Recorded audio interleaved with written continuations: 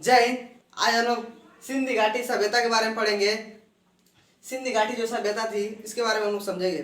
जैसे कि पहले जो हम लोग पढ़ते थे वैदिक काल, जो कि जबकि सबसे पुराना वही था, लेकिन ये जो वैदिक काल था वो सबसे गलत था। बल्कि सबसे जो खोजने पे जो मिला था वो सबसे पुराना जो निकला था वो सिंधी घाटी की सभ्यता निकली थी। आज हम लोग सिंधी घाटी सभ्यता के बारे में पढ़ेंगे। तो सिंधी घाटी की जो खोज थी 20वीं सदी के तीसरे दशक में इसकी खोज की गई थी। इसे सिंधी घाटी की सभ्यता की कहा गया था क्योंकि प्रथम अवशेष में होकर 1921 में और साहिवाल जिले के हड़प्पा नामक स्थान से इसकी जानकारी प्राप्त हुई थी। इसलिए हम लोग सिंध भी कहते हैं, सिंधी घाटी सभ्यता भी कहते हैं, हड़प्पा भी कहते हैं। इसलिए हम लोग को इसको दो नाम दिए जाते हैं। इसको सिंधी घाटी सभ्यता को कांस्य युग भी किया जाता है क्योंकि मानव जो थे वो पहली बार तांबा और टीने का प्रयोग किया था। और जो सिंधी घाटी सभ्यता थी वो भारत में थी, ठीक है। और इसमें जो लिपि बोली गई थी, यानी कि जो उनकी जो भाषा थी, कैसे वो अपने अंदर व्यवहार करते थे एक दूसरे के ऊपर, उसके बारे में जो थी वो भाव चित्रात्मक लिपि थी। मतलब आज सिंधी घाटी यानी कि इसकी जो सबसे पहले जो इसकी जानकारी जो मिली थी वो चार्ल्स मैसेज को मिला। इसे सिंधी सभ्यता इसे क्यों कहा गया? क्योंकि जितने भी शहर थे वो किसी ना किसी नदी के किनारे थे। जैसे जो हड़प्पा था वो राजी नदी के किनारे था, कोई लोथल नदी के किनारे था, कोई कास्ता नदी के किनारे था। ये जितने शहर थे वो किसी ना किसी नदी के किनारे थे। ये जो नदी थी वो सब जब जाकर सिंध में जाकर मिल गई थी, इसीलिए इसको एक बार नाम दे दिया गया था सिंधी घाटी की सभ्यता। सिंधी घाटी सभ्यता, सिंधी घाटी की सभ्यता की जो सबसे जो पहली जानकारी मिली थी वो चार्ल्स मैसेज ने को मिली थी। लेकिन सबसे पहले अंग्रेज जब आए तो पहली बार जब वहाँ पे खुदाई जब की है तो खुदाई की है तो वहाँ कहीं सोना निकला, कहीं कोयला निकला, कहीं कहीं से कुछ कुछ निकला, पेट्रोल निकला। इसी तरह से निकाल उकाल कर चोरी कर कर लेकर भाग गए सब। उसके बारे में उन सबको ज़्यादा खुदाई नहीं किया। तो उसके बाद से आया कनिंघम। कनिंघम आया, घोड़ा लिया और दौड़ा कर पूरा नाप दिया एरिया को, जितना एरिया था, और दौड़ा कर एरिया को नाप कर कहा जितना इसका एरिया है वो लगभग 13 लाख किलोमीटर है। समझ गए ना? 13 लाख किलोमीटर है। जैसे कि आप यहाँ पे मैप के हिसाब से देख सकते हैं, ये जो हमारा मैप है भारत का, यहाँ से इसकी सर्वेक्षण यहाँ पे हुआ था। इसका आकार भी कैसा था? इसका आकार जो था वो त्रिभुजाकार था, क्योंकि आप यहाँ पे देख सकते हैं कैसा था, इसका त्रिभुजाकार था। इसे सिंधी सभ्यता में कितने शहर मिले? तो इस सभ्यता में कितने शहर मिले तो हम आपको बताने वाले हैं। जैसे कि जॉन मार्सन जो थे, जो खुदाई का जो काम हुआ था वो जॉन मार्सन को बुलाया गया था। लेकिन जॉन मार्सन जो थे वो बहुत बड़ा अधिकारी थे। उन्होंने खुद किया नहीं, किसको बुला लिए? दयाराम साहनी को बुला लिए। क्या दयाराम साहनी आइए थोड़ा यहाँ पे खुदाई करना है, स्पष्ट रूप से खोदना है। ये नहीं कि खोदते खोदते कुछ मिल जाएगा तो वहीं पे फोड़ फाड़ दीजिएगा, ये मत काम कीजिएगा। अगर आपको नया चीज़ मिले तो आप उसको दिखाइएगा हमको, उसके बाद से उसके बारे में हम कहेंगे।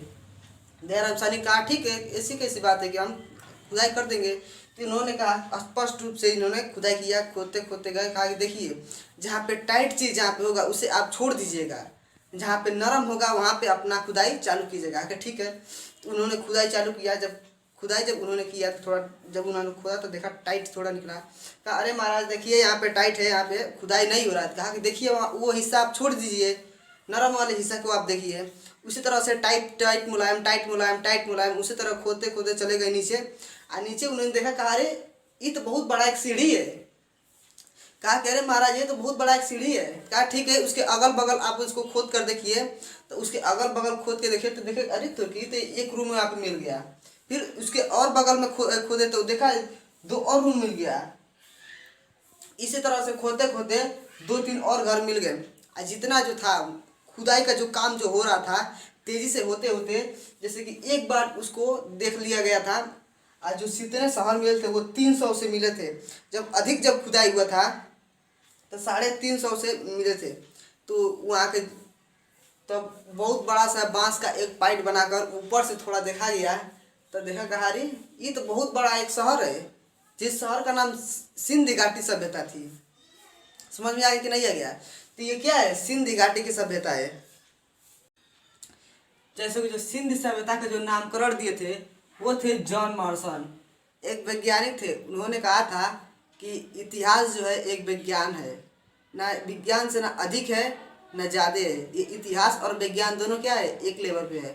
क्योंकि विज्ञान में जब सूत्र होता है तो इतिहास में युद्ध होता है, तो इसी की वजह से उन्होंने कहा था कि ये जो है वो दोनों एक समान पे है। जैसे सिंध सभ्यता के सर्वेक्षण जो किया था वो थे कनिंघम, ठीक है। जो एरिया के जो घोड़ा लेकर जो नापे थे वो थे कनिंघम।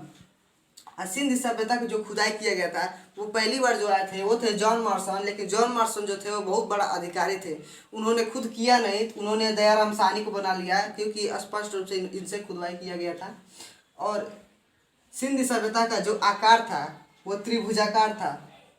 जैसे कि ये मांडा जो था वो चिनाब नदी के किनारे था, आलमगीरपुर जो था वो हिंडल नदी के किनारे था, दायमाबाद जो था वो प्रावरा नदी के किनारे था, और जो सुतका जो गेंडूर था वो डास्क नदी के किनारे था। ये जितने थे वो सब किसी के न किसी अगल बगल के नदी के पास थे। हड़प्पा सभ्यता की खुदाई 1921 में हुई थी, दयाराम साहनी ने इसकी खोजी गई थी। हड़प्पा सभ्यता किस नदी किनारे है, तो ये रावी नदी किनारे है। उस रावी नदी किनारे कौन कौन से चीज़ मिलती है वहाँ पे, यहाँ पे 5 चीज़ मिले थे। जैसे जो पहला था कुंवार का चाक, जैसे कि कुंवार जो होते हैं बनाते हैं, मिट्टी बर्तन बनाते हैं, जैसे मिट्टी के बने बर्तन को मृदभांड कहा जाता था, उसी कुंवार का चाक का आविष्कार हुआ था। और दूसरा है आगावास, ठीक है। और तीसरा स्नानागार। स्नानागार मतलब आपने कभी देखा होगा कि बोरिंग वोरिंग यहाँ पे होते हैं, वहाँ पे नहाया जाता है। उसका जो लंबाई था वो 11.88 मीटर वो लंबा था, ठीक है। और 7.1 मीटर वो चौड़ा था, काफ़ी चौड़ाई था। और 2.43 मीटर वो गहरा था, ठीक है। और पांचवा है चौथा है मातृ देवी की मूर्ति। मातृ देवी की मूर्ति वहाँ पे मिली थी, क्योंकि मातृ देवी की मूर्ति को वो लोग पूजा करते थे। और पांचवा है ओखली यानी कि ताबूत, यानी कि RH-37 का बहुत से सारे कब्रिस्तान मिले थे, ठीक है। और हड़प्पा सभ्यता में सबसे पहली जो हाथी कंकाल की जो खोपड़ी मिली थी, हाथी की जो सबसे पहली जो खोपड़ी मिली थी वो हड़प्पा सभ्यता में मिली थी। हड़प्पा सभ्यता के मोहर पे जो सबसे जो पवित्र जो माना जाता था वो एक श्रृंगीय जानवर था। आपने मोहनजोदड़ो मूवी देखा होगा कि उसमें एक श्रृंगीय जानवर को किस प्रकार से दर्शाया गया है, उसमें एकदम स्पष्ट रूप से दर्शाया गया है।